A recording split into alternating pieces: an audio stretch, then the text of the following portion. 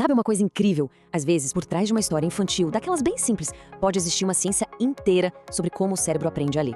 Hoje, a gente vai mergulhar nos segredos pedagógicos escondidos numa atividade baseada no livro Menina Bonita do Laço de Fita. Vamos ver como uma narrativa que é puro encanto se transforma numa ferramenta de aprendizado super poderosa. E olha só, tudo começa aqui, no encanto. Essa frase não está só descrevendo a personagem, ela cria uma conexão na hora. E essa é a base de tudo.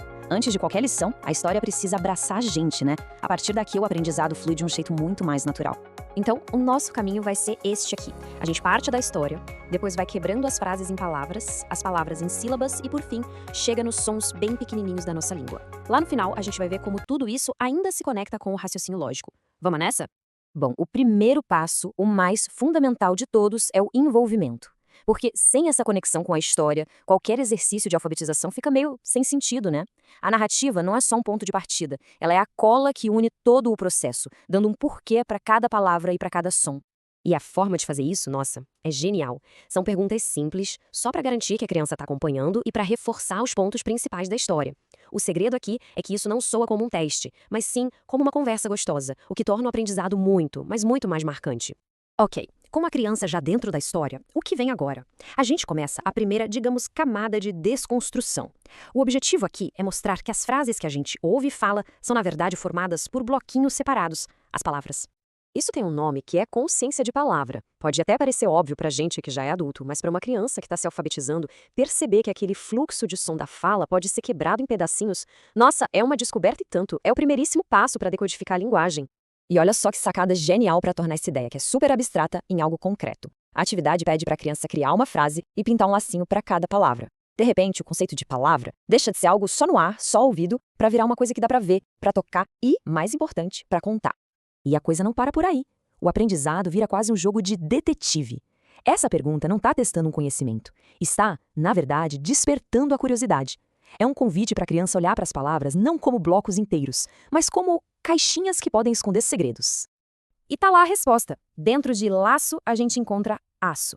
É um exercício que parece simples, né? Mas é de um poder incrível. Ele treina o cérebro da criança para analisar a estrutura das palavras por dentro. Uma habilidade que vai ser essencial lá na frente para ler com fluidez e para escrever direitinho. Beleza, já entendemos que frases são feitas de palavras. E agora? Agora, a gente vai dar um zoom dentro da própria palavra para sentir o ritmo dela.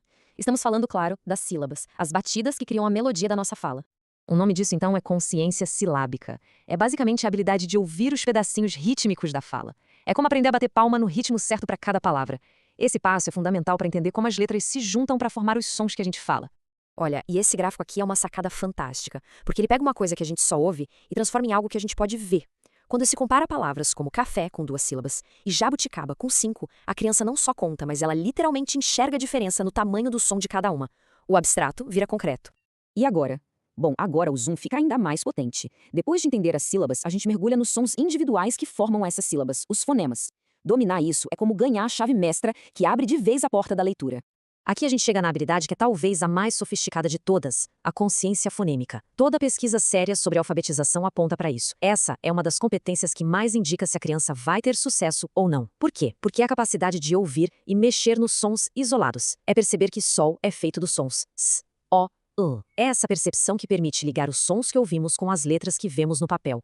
E para treinar essa habilidade, o material é super criativo. Tem caça-rimas para treinar o ouvido para os sons do final, tem que achar palavras que começam com o mesmo som e até completar as vogais que estão faltando.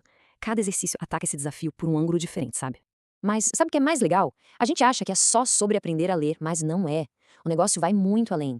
O que torna essa sequência tão especial é como ela junta o desenvolvimento da linguagem com outras habilidades da cabeça que são essenciais. Ler não acontece sozinho, tá ligado à nossa capacidade de pensar. É como se fosse uma escadinha mesmo, que a criança vai subindo degrau por degrau. Primeiro, conta objetos, desenvolvendo a noção de número. Depois, associa a palavra da cor com a cor em si, conectando leitura e visual. E por fim, tem o desafio de adivinhar qual é o próximo item numa sequência, o que exercita o raciocínio. É uma escada de habilidades mesmo. Então, essa tabela aqui, ela amarra tudo de um jeito perfeito. Fica claro que o objetivo não é só ensinar ali, né? É construir uma caixa de ferramentas completa para a criança. Matemática, atenção, lógica. O segredo é que uma habilidade vai fortalecendo a outra. Isso cria uma base de aprendizado muito mais forte, que vai durar para a vida toda. E isso tudo nos leva de volta àquela pergunta do começo. O que a gente viu aqui não foi só um monte de exercício. Foi uma jornada, muito bem planejada, que usa a força de uma história para construir, camada por camada, as bases não só da leitura, mas do pensamento crítico. É a prova de que a melhor pedagogia, muitas vezes, é isso. Uma ciência super complexa, super bem pensada, mas disfarçada de uma história encantadora.